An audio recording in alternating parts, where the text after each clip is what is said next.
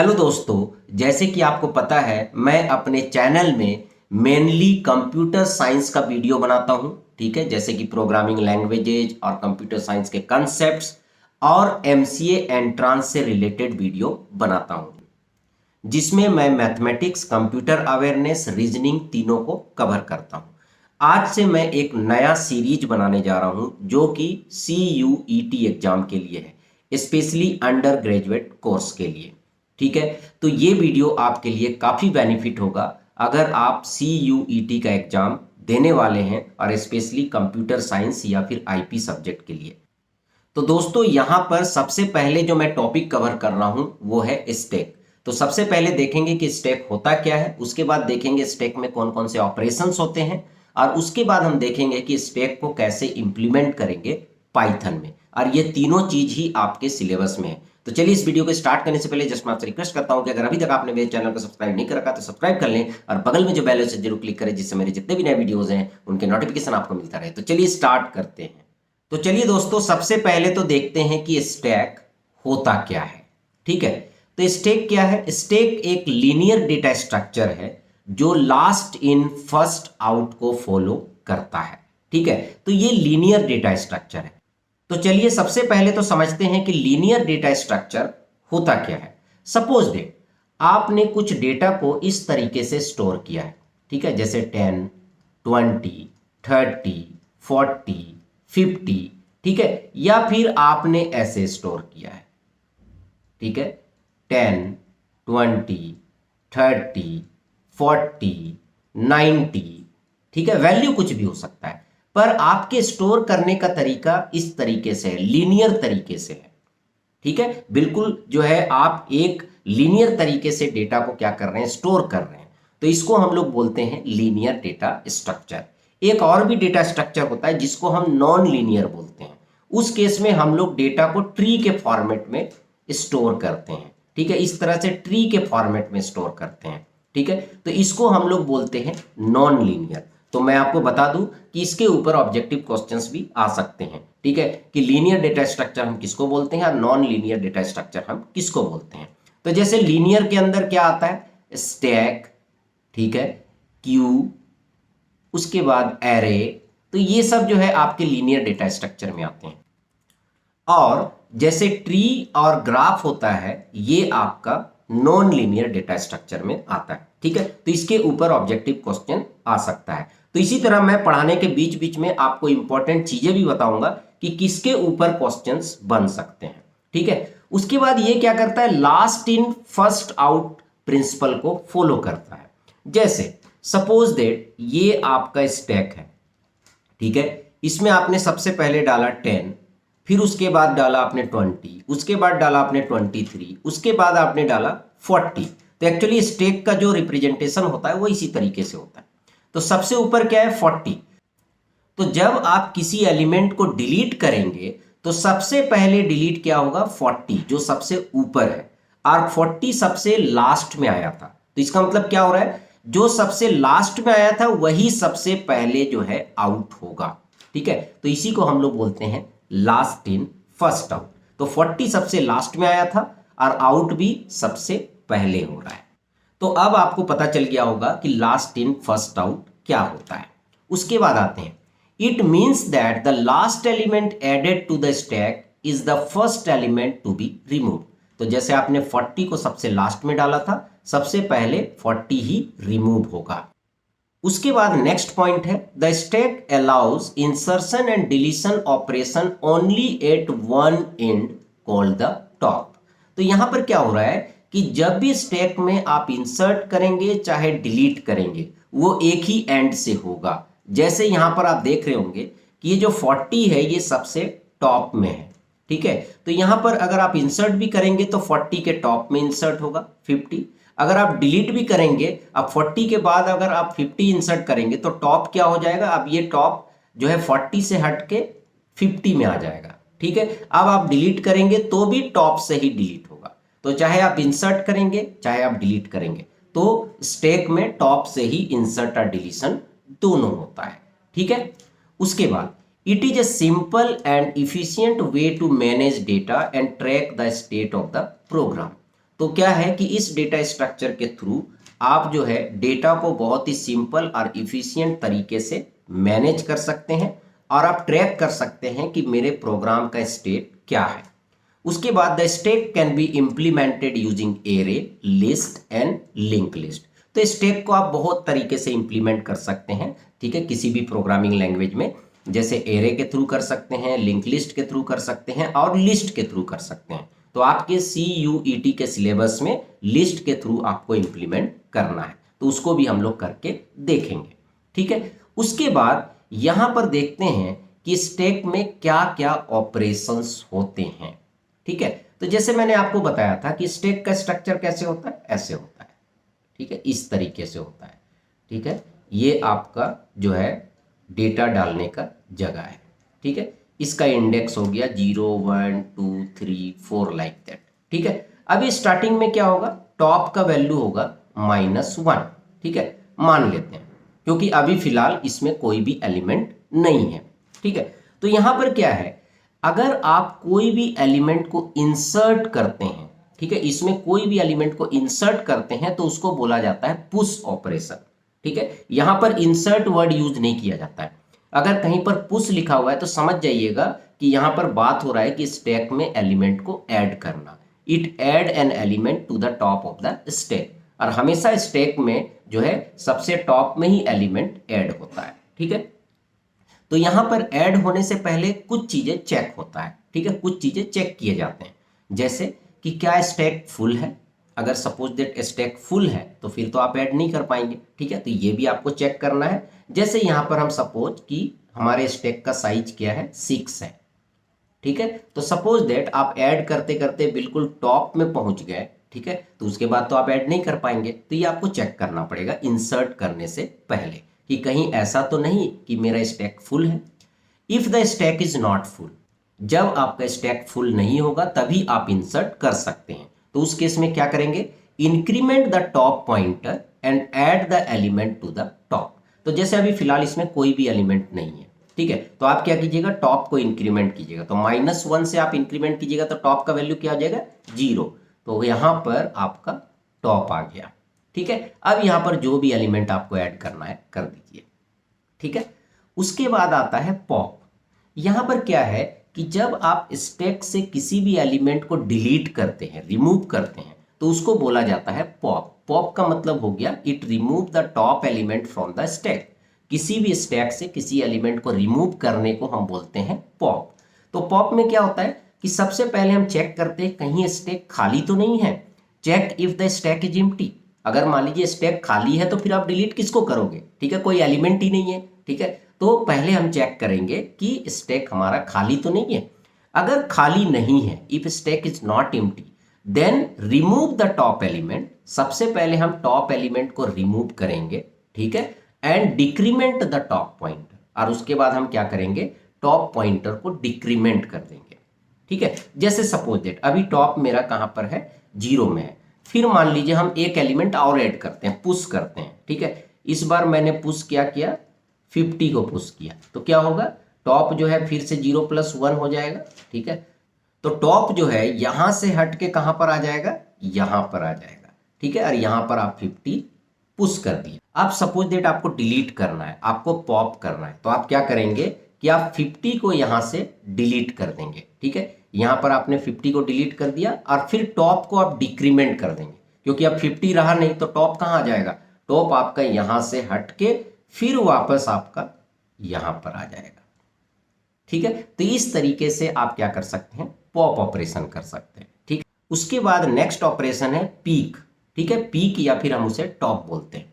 इसमें क्या होता है, it returns the top element without removing it. ये क्या करता है, टॉप एलिमेंट को रिटर्न करता है, उसे रिमूव नहीं करता है, ठीक है। पॉप करेंगे तो क्या होगा कि वो टॉप एलिमेंट को आपको देगा और उसे वहां से डिलीट कर देगा। पर पीक में क्या होता है, वो डिलीट नहीं करता, केवल आपको वो डेटा देता है। तो सपोज दैट मान लीजिए आप लिखते हैं डेटा इक्वल टू पीक, ठीक है। तो यहां पर क्या करेगा, ये आपको 23 देगा, क्योंकि अभी फिलहाल टॉप में क्या है, 23 है, तो ये आपको 23 निकाल के दे देगा, ठीक है। तो यहां पर भी कुछ चीजें चेक होते हैं, जैसे if the stack is empty, suppose that stack empty है, तो फिर वो क्या निकाल के देगा, कुछ भी नहीं देगा, ठीक है। तो ये भी चेक करना है। अगर एम्प्टी नहीं है तब वो टॉप एलिमेंट को देगा। तो यहां पर फिर से मैं डिफरेंस बता देता हूं पॉप और पीक में। पॉप में क्या होता है कि एलिमेंट को वो डिलीट करता है टॉप पोजीशन से, ठीक है। और पीक में क्या करता है, ये क्या करता है, टॉप एलिमेंट को रिटर्न करता है, डिलीट नहीं करता है, ठीक है। उसके बाद इज एम्प्टी है। इज एम्प्टी ऑपरेशन से आप चेक कर सकते हैं कि मेरा स्टैक एम्प्टी है या नहीं, ठीक है। It checks whether the stack is empty और नॉट। तो यहां पर अगर टॉप का वैल्यू -1 है तो माना जाएगा कि आपका जो स्टैक है वो एम्प्टी है। तो if the top pointer is -1 returns true, otherwise false. जैसे यहां पर टॉप का वैल्यू अभी फिलहाल क्या है, 0 है, तो ये क्या रिटर्न करेगा, फॉल्स, मतलब आपका स्टैक अभी खाली नहीं है। पर सपोज दैट एक बार हम और पॉप कर देते हैं, ठीक है, तो क्या होगा, ये 23 डिलीट हो जाएगा और टॉप का वैल्यू -1 हो जाएगा। तो 0 से -1 हो जाएगा तो क्या होगा, टॉप का वैल्यू हो जाएगा -1। तो क्या हो गया, आप देख सकते हैं स्टैक हमारा क्या हो गया, खाली हो गया। अब यहाँ पर कुछ ऑब्जेक्टिव क्वेश्चंस आ सकते हैं कि स्टैक को कब एम्प्टी माना जा सकता है, जब -1 हो, जब 0 हो, या फिर 1 हो, लाइक दैट, ठीक है। तो यहाँ पर जो आंसर होगा वो आपका -1 होगा, ठीक है। उसके बाद हम लोग चलते हैं step implementation using Python. Python के थ्रू आप स्टेप को कैसे इंप्लीमेंट करेंगे, ठीक है। अब जैसे यहां पर आपने देखा कि पुश ऑपरेशन में हम लोग क्या करते हैं, सबसे पहले टॉप पॉइंटर को इंक्रीमेंट करते हैं, ठीक है, और उसके बाद उस एलिमेंट को टॉप में ऐड कर देते हैं। पर उससे पहले चेक करते हैं कि स्टैक कहीं फुल तो नहीं है, ठीक है। तो इसी को अगर पाइथन में अगर आपको लिखना है, पाइथन के कोड में लिखना है, ठीक है, तो आप सबसे पहले तो स्टैक को इनिशियलाइज करेंगे, एक नया लिस्ट बनाएंगे, ठीक है, ये लिस्ट है, ठीक है। अगर आपको पाइथन के कोड में प्रॉब्लम हो रहा है तो आप मेरे पाइथन के ट्यूटोरियल में जा सकते हैं। डिस्क्रिप्शन में आपको पाइथन का कंप्लीट ट्यूटोरियल मिल जाएगा जहां से आप पढ़ सकते हैं, ठीक है, आप सीख सकते हैं। तो यहां पर स्टैक इक्वल टू लिखा हुआ है, stack equal to box bracket open close. इसका मतलब ये क्या है, लिस्ट है, ठीक है। तो एक लिस्ट आपने इनिशियलाइज कर दिया, ये एक ही बार करना है। अब यहाँ पर एक पुश का फंक्शन लिखा है, एक पॉप का लिखा हुआ है, उसके बाद एक पीक का है और एक इज एम्प्टी का है। तो पुश में हमने क्या बोला था कि पुश में आप क्या करेंगे, सबसे पहले अपेंड करेंगे एक एलिमेंट, ठीक है। आपने एक डेटा को ऐड कर दिया, लिस्ट में कोई भी डेटा को ऐड करने के लिए हम लोग क्या यूज करते हैं, अपेंड यूज करते हैं। तो स्टैक जो है वो लिस्ट का नाम है, अपेंड फंक्शन है, और कौन सा एलिमेंट आपको अपेंड करना है। तो जैसे सपोज दैट आपने लिखा पुश 23, तो यहां पर मैं क्या करता हूं, एक स्टैक ले लेता हूं, ठीक है, और इसको मैं इस तरीके से बना देता हूं तो ज़्यादा अच्छे तरीके से समझ में आएगा। 0 1 2 3 4, ठीक है। और अभी आपका टॉप का पोजीशन क्या है, आपका टॉप का पोजीशन है -1। अब यहां पर आपने लिखा है स्टैक डॉट अपेंड एलिमेंट, ठीक है। तो जब आपने पुश 23 करके इस फंक्शन को कॉल किया तो इसका मतलब एलिमेंट का वैल्यू क्या है, 23। तो यहां पर क्या अपेंड करेगा, ये 23। तो यहां पर ये 23 अपेंड करेगा और टॉप जो है ऑटोमेटिकली आपका यहां पर आ जाएगा, ठीक है, टॉप ऑटोमेटिकली यहां पर आ जाएगा। मैं आपको बता दूं कि पाइथन में स्टैक का प्रोग्राम लिखना काफी आसान है, क्योंकि यहाँ पर कोई टॉप वेरिएबल आपको लेना नहीं पड़ता है।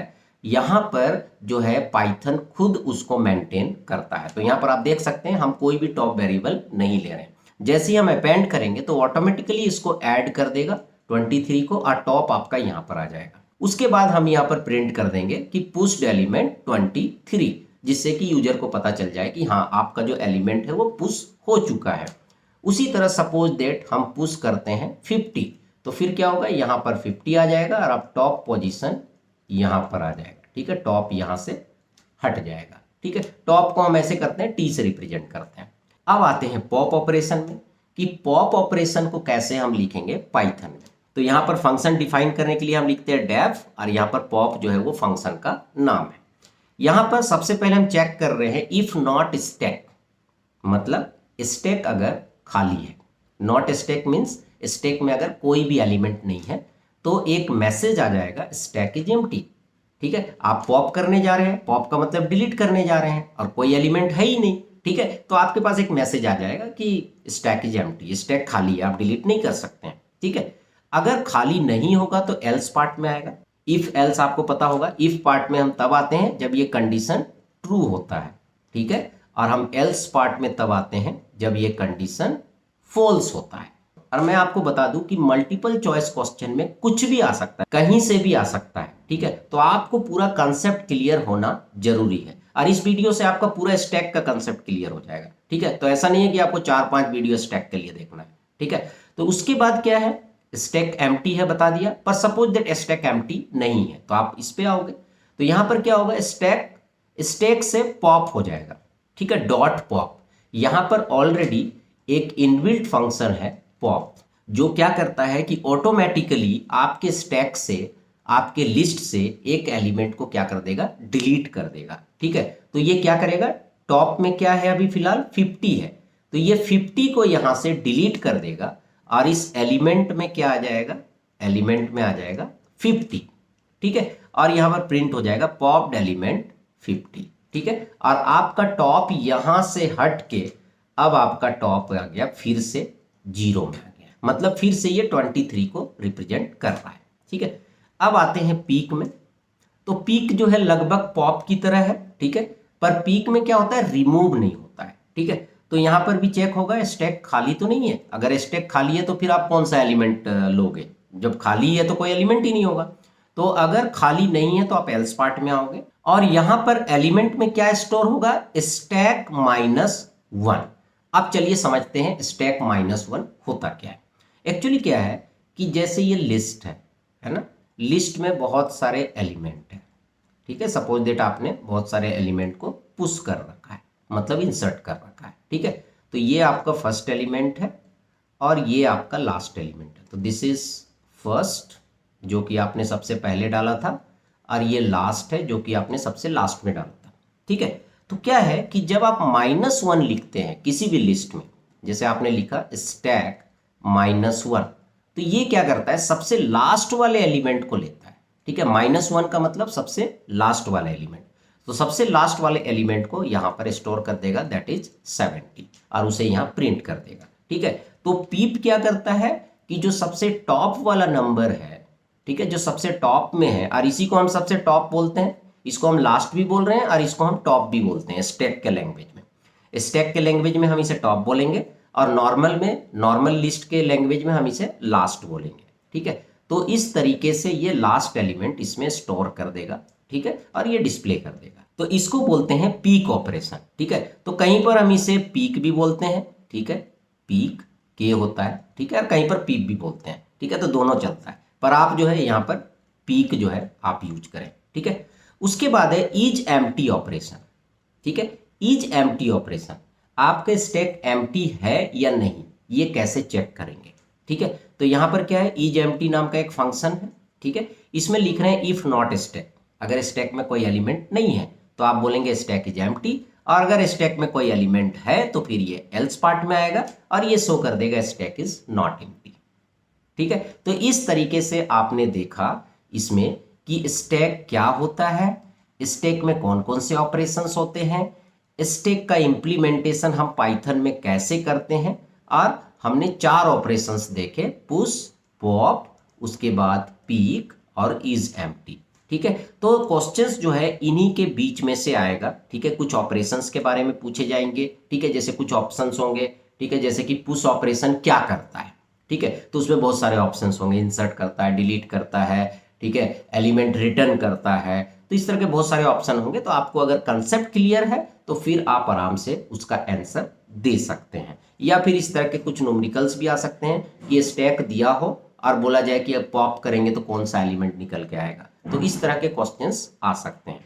अब हम लोग नेक्स्ट वीडियो में क्या करेंगे कि ये जो पाइथन का कोड हमने लिखा है, ठीक है, इसको रन करके भी देखेंगे तो थोड़ा और अच्छे से समझ में आएगा। ठीक है, तो यहाँ पर मैं CUET का जो प्रिपरेशन है बहुत ही अच्छे तरीके से कराने वाला हूँ। ठीक है, क्योंकि कंप्यूटर साइंस में जब तक उसको प्रैक्टिकल करके नहीं देखेंगे वो आपके दिमाग में नहीं छपने वाला है। ठीक है, केवल थ्योरी पढ़ के चले जाएंगे तो वो नहीं छपेगा। ठीक है, तो मैं आपको स्टैक के ये सारे ऑपरेशंस नेक्स्ट वीडियो में दिखाऊंगा प्रैक्टिकली। ठीक है। तो चलिए आप बताइएगा कि ये वीडियो आपको कैसा लगा। अगर अच्छा लगा तो लाइक करें, शेयर करें, कमेंट करें, और अगर अभी तक आपने मेरे चैनल को सब्सक्राइब नहीं कर रखा तो सब्सक्राइब कर लिया और बगल में जो बेल है उसे जरूर क्लिक करें, जिससे मेरे जितने भी नए वीडियोस हैं उनका नोटिफिकेशन आपको मिलता रहे। Thank you and good bye.